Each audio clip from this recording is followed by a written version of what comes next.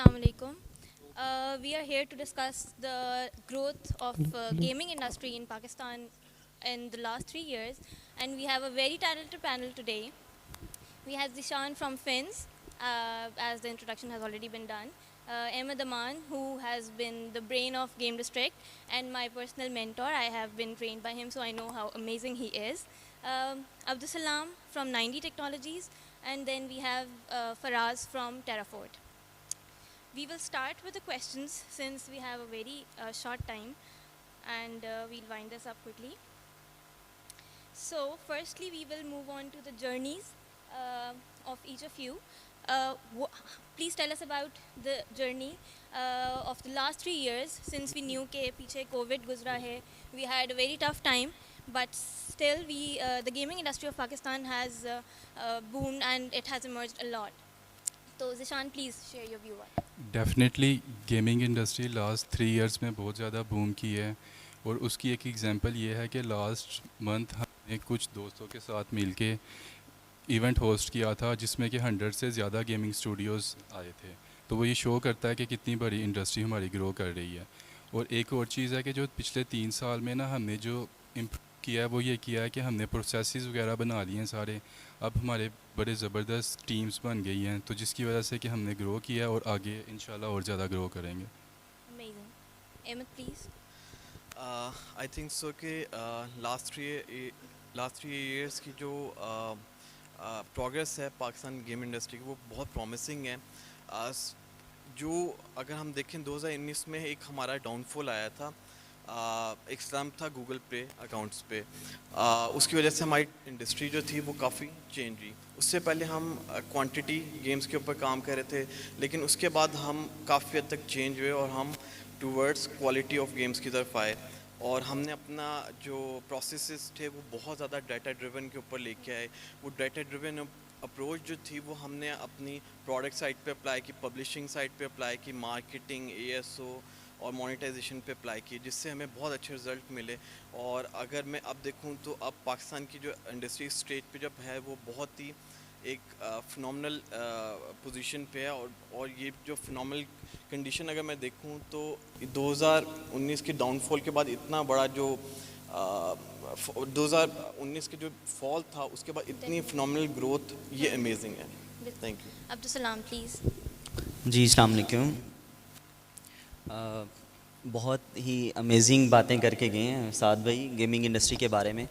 तो I don't know कि यहाँ पे ऑडियंस में कितने लोग जो हैं वो गेमिंग इंडस्ट्री से बैठे हैं या बाकी इंडस्ट्री से हैं। तो अगर हम गेमिंग इंडस्ट्री की बात करें, क्वेश्चन आपका था लास्ट 3 ईयर की ग्रोथ, बट 3 ईयर से पहले वाला जो पीरियड है उसको भी डिस्कस करना ज़रूरी है बिकॉज कंपेयर हो जाएगा Sure, कि एक quick सा जरा background दे। जी जी।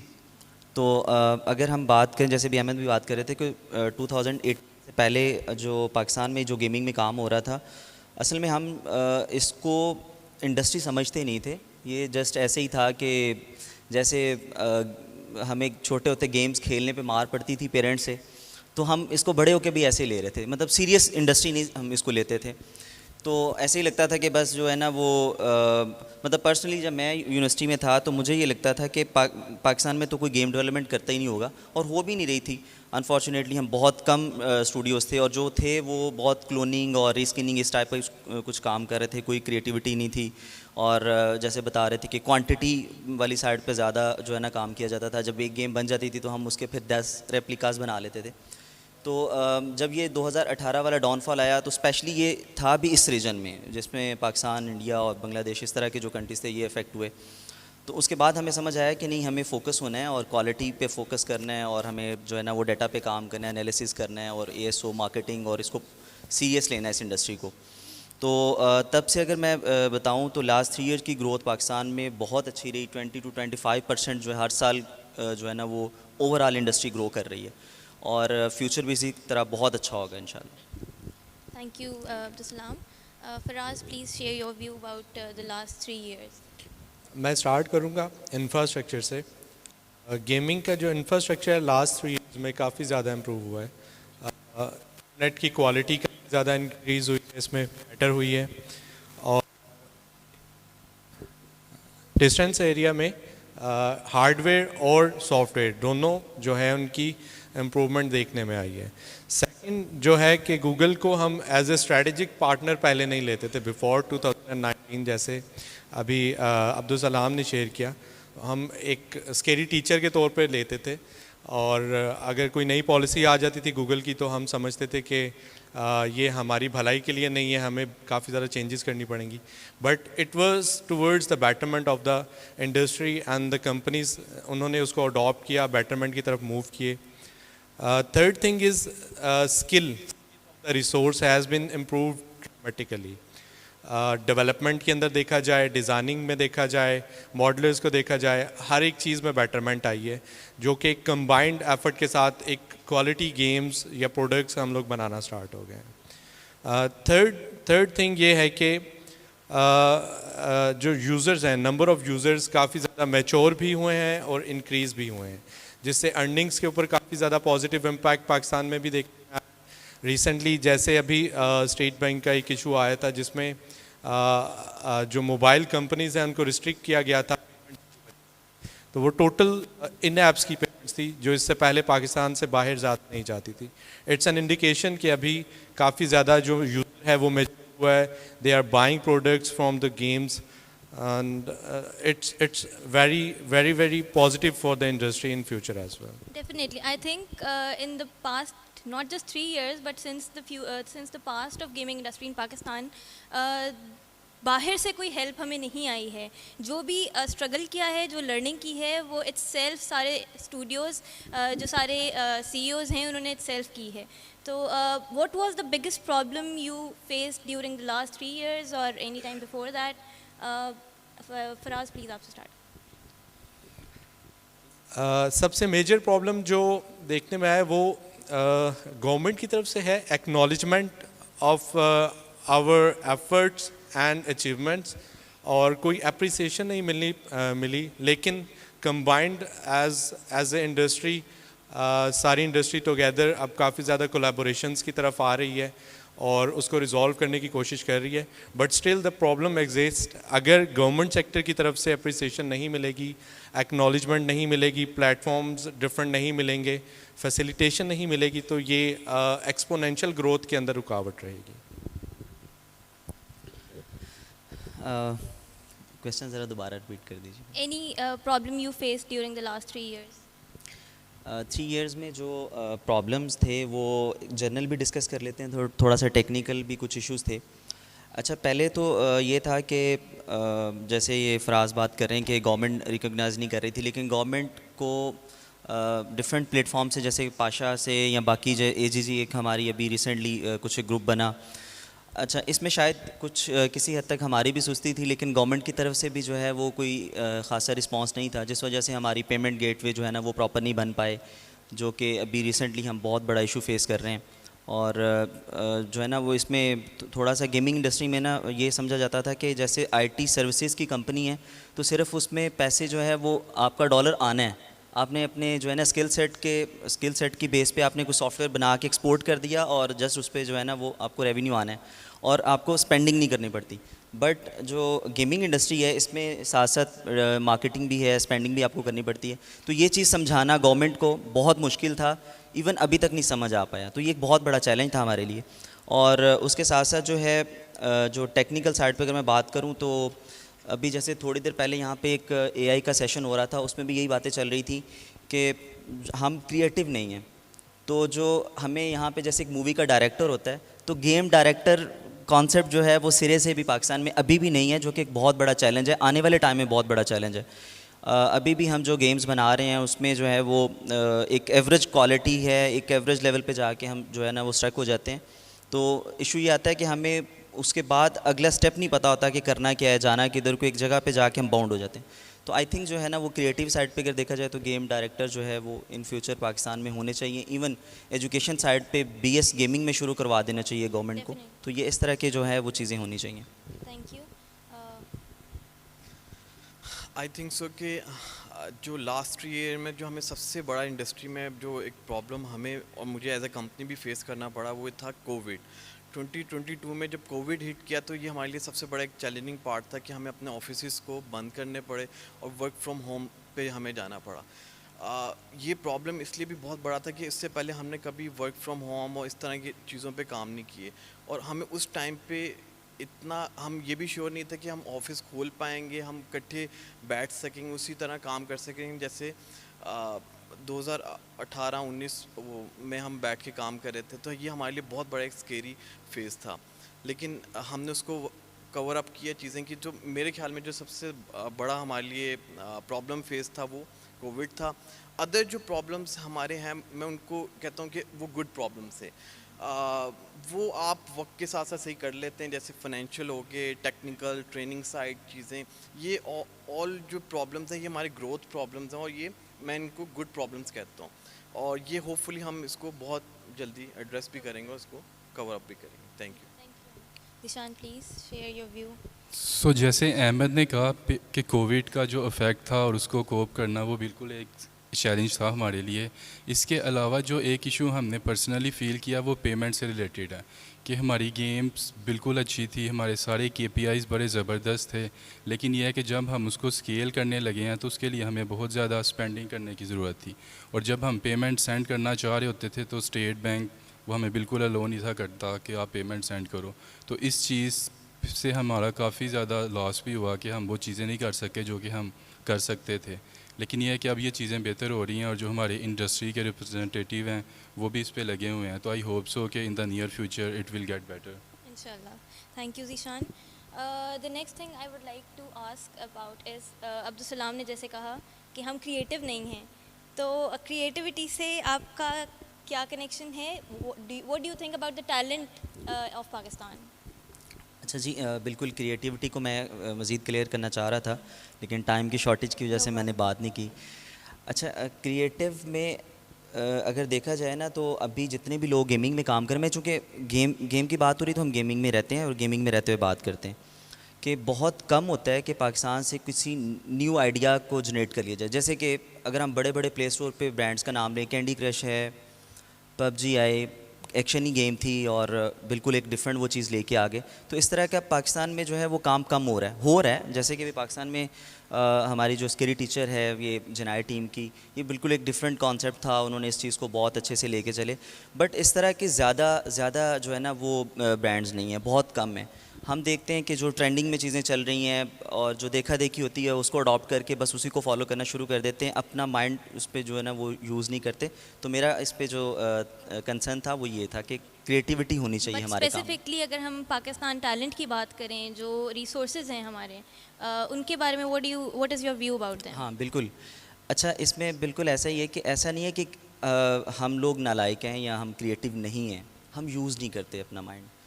तो अनफॉर्चुनेटली ये यानी हमें इसलिए कहना पड़ता है कि हम क्रिएटिव नहीं हैं। हम क्रिएटिविटी जो अल्लाह ताला ने वो हमें एक स्किल दी हुई है, हम उसको यूज़ नहीं करते। अच्छा देखिए, पाकिस्तान जो है वो अगर आप टैलेंट की बात करें तो 4th जो है ना वो लार्जेस्ट कंट्री है जहाँ से फ्रीलांसिंग जो है ना वो काम किया जा रहा है। और पूरी दुनिया जो है ना, इवन हमें रिसोर्स नहीं मिल रहे पाकिस्तान के अंदर, और बाहर से भी सारी दुनिया का जो है ना वो आंखें पाकिस्तान पे हैं कि वहाँ से काम करवा ली जाए। चूँकि यहाँ पे एक तो वो चीप लेबर भी है और वो आपको थोड़े पैसों में काम कर देते हैं लोग। तो टैलेंट वाइज देखा जाए तो टैलेंट की कोई कमी नहीं है। बड़े बड़े आप देखें अभी जो है ना वो पाकिस्तान में नासा से लेके और पता नहीं कितने कितने बड़े प्रोजेक्ट्स के अंदर बहुत सारे पाकिस्तानी काम कर रहे हैं और बहुत उन्होंने क्रिएटिव काम किया है, बहुत सारी वैल्यू एडिशन की है बाहर जाके। तो बट अनफॉर्चुनेटली हम यहाँ पे एक तो शायद उनको डायरेक्शन नहीं उस तरह से दे पाते, कोई प्लेटफॉर्म ऐसा नहीं दे पाते जहाँ पे वो अपनी क्रिएटिविटी दिखाएं। तो शायद ये एक वो प्रॉब्लम है, टैलेंट का इशू नहीं है पाकिस्तान में।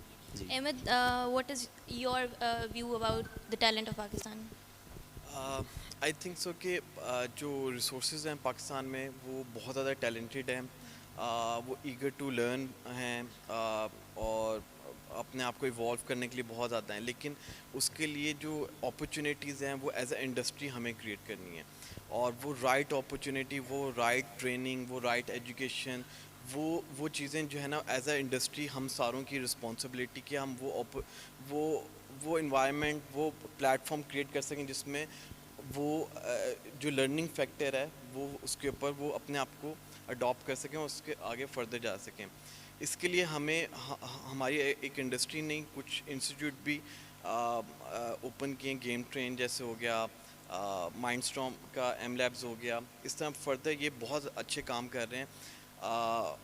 आगे फर्दर कि हमें भी अपना थोड़ा सा टाइम स्पेयर करके यूनिवर्सिटीज़ में जाना चाहिए, वहाँ पर जाके कैरियर काउंसलिंग Hunt. की तरफ उनको गाइड करना चाहिए, जॉब फेयर्स के ऊपर हमें पर्सनली खुद भी जाना चाहिए ताकि हम उनको अच्छे तरीके से गाइड और इन्फ्लुएंस कर सकें। Thank you, Ahmed. Zishan, please share your view about the talent. हमें इसमें जो एक इशू आ रहा था वो ये था कि अब हमारी जैसे गेम्स हैं या जो हम बनाते हैं उसमें बहुत ज़्यादा आर्ट ड्रिवन है, तो आपको करेक्टर आर्टिस्ट चाहिए, एनिमेटर्स चाहिए। तो जब हम किसी भी यूनिवर्सिटी में जाते थे जिधर के अच्छे स्टूडेंट्स हैं उनको कहते थे कि आप इस तरफ आएँ, आर्ट साइड पे आएँ, तो वो मोस्टली उनका यही होता था कि यार हम एनिमेशंस में चले जाएं या फिल्म इंडस्ट्री में चले जाएं, तो वो गेम्स को उस तरह से नहीं थे देख रहे होते। तो फिर उस जैसे अहमद ने कहा है कि इस पर हमने वर्कआउट किया है कि यूनिवर्सिटीज़ में जाके उनको कहा है कि यार ये अच्छी इंडस्ट्री है, आप लोग इस तरफ आओ, तो अब चीज़ें बेहतर हो रही हैं। तो मेरे ख्याल से तो टैलेंट भी है, और हम जैसे उनको थोड़ा सा गेम ट्रेन के थ्रू या एम लैब्स के थ्रू अगर उनको पॉलिश कर देंगे तो वो बहुत ज़्यादा प्रोडक्टिव हो सकते हैं। ठीक है, thank you. Since we have very short time, we will wind this up with the last question. What is your favorite game so far and why? So my favorite game is Clash Royale. क्यों है इसकी वजह ये कि उसमें social aspect बहुत अच्छा है, आप मल्टीप्लेयर है, और दूसरा है कि उनका जो एक सिंगल गेम प्ले है वो 5 मिनट्स का है। तो बजाय कि आप आधा घंटा लगाओ चीज़ें करो, आप 5 मिनट के अंदर एक मल्टीप्लेयर के अंदर आप अपने कंपेटिटर्स के साथ compete करके 5 मिनट के गेम को बहुत अच्छे तरीके से एंजॉय कर सकते हो। उसमें आपका टाइम का भी इतना हर्ज नहीं होता, आप किसी भी टाइम पे मैं उसे ऑन करता हूँ, खेलता हूँ, 5 मिनट में अपना एक जो भी कंपटीशन में अपने कंपेटिटर्स उसके साथ करता हूँ उसको ख़त्म करता हूँ। तो इस लिहाज से मुझे वो बहुत अच्छी ये जो क्लैश रॉयल है ये मेरी favourite game. Zishan, what is your favorite game? मेरी खुद I will tell the 2 games, one is the Clash Royale, क्योंकि हम फाइटिंग वगैरह गेम्स बना रहे होते हैं और मुझे वैसे भी फाइटिंग और एक्शन टाइप की गेम्स काफ़ी पसंद हैं। तो जैसे अहमद ने कहा है, बिल्कुल इट्स अ स्ट्रेटजी गेम कि आपने विद इन अ 5 मिनट्स दूसरे का टावर को डिस्ट्रॉय करना है। तो ये बिल्कुल एक अच्छी गेम है। और इसके अलावा जो एक गेम मुझे पसंद है वो मोर्टल कॉम्पैक्ट है, क्योंकि वो बिल्कुल सेम है जैसे कि हमारी गेम्स हैं। तो हम उसको खेलता हूँ मैं और बहुत ज़्यादा मोटिवेट होता हूँ उससे कि यार कि हम भी एक इस तरह का आईपी क्रिएट करें कि जो कि पूरी दुनिया में इस तरह से खेला जाए। Perfect, thank you. Abdul Salam, please. मेरी फेवरेट गेम तो हमारी अपनी गेम ही है, पहले number Any specific game name? तो स्ट्राइक 3D है, एक्शन गेम है। बट जो जनरल क्वेश्चन है उसकी तरफ आते हैं, मैंने वैसे अपनी गेम का बोल दिया। मुझे जो है वो कैंडी क्रश पसंद है ज़्यादा, और एक तो उससे आपका जो आईक्यू टेस्ट हो जाता है और आईक्यू इन्हांस करने का भी आपको चांस मिलता है। और सेकंड जो उसकी मुझे सबसे ज़्यादा चीज़ अच्छी पसंद है कि अगर हम बात करें तो पूरी जो है हॉलीवुड इंडस्ट्री से बड़ी है गेमिंग इंडस्ट्री। तो और ये कुछ मेरा ख्याल डिफरेंस इतना है कि if I am not wrong कि 25-30 बिलियन डॉलर की है इंडस्ट्री, फिल्म इंडस्ट्री, और गेमिंग इंडस्ट्री जो है वो तकरीबन 200-250 बिलियन डॉलर की है। तो इतना ज़्यादा डिफरेंस है। तो उसकी जो है वो एक एग्जांपल जो है वो कैंडी क्रश है कि 10 साल से बिज़नेस कर रही है, और पहले साल इसने 77 मिलियन का बिज़नेस किया था पर एनम, और उसके बाद तकरीबन अभी जो है 2021 के जो 2022 के स्टैट्स हैं वो 1.2 बिलियन। तो एक साल में इतना ज़्यादा बिज़नेस किया उसने कि हमारी पूरे पाकिस्तान की सारी आईटी मिला के भी जो है वो उसके लेवल पे मुश्किल से है जितना उस एक गेम ने अर्निंग की हुई है। तो ये मुझे बहुत चीज़ उसकी इम्प्रेस करती है। तो हम कोशिश करेंगे कि हम पाकिस्तान से भी वैसा लेवल जो है ना वो लेके आए हमारे। You got inspired from it, right? Yes. Thank you so much. Please, Faraz. Call of duty ज़्यादातर लोग ऑफिस में मैंने देखा है वही खेल रहे होते हैं, because it has a factor of connectivity. Friends इकट्ठे होके खेलते हैं, इंजॉय करते हैं टुगेदर। कैरेक्टर्स, इन्वेंट्री तो उसमें बहुत ज़्यादा है, और जो डिज़ाइनिंग वर्क हुआ है और इन्वायरमेंट्स क्रिएट हुआ है, amazing. That's why I like that. Perfect. So, if I conclude this panel, I think there are few problems जिससे अगर हम ओवरकम कर लें, मेनली जिसमें फाइनेंशियल प्रॉब्लम्स हैं, जिसमें हमें गवर्नमेंट हेल्प की बहुत रिक्वायरमेंट है, उसकी सपोर्ट के साथ the industry is booming itself, it's achieving different Heights now. तो अगर कोलैबोरेशन के साथ, गवर्नमेंट हेल्प के साथ सब मिलके अगर इसको इन टारगेट्स को अचीव कर लें, तो I think we can go much higher than we are right now. Thank you so much to all the panelists, and thank you so much for listening to us.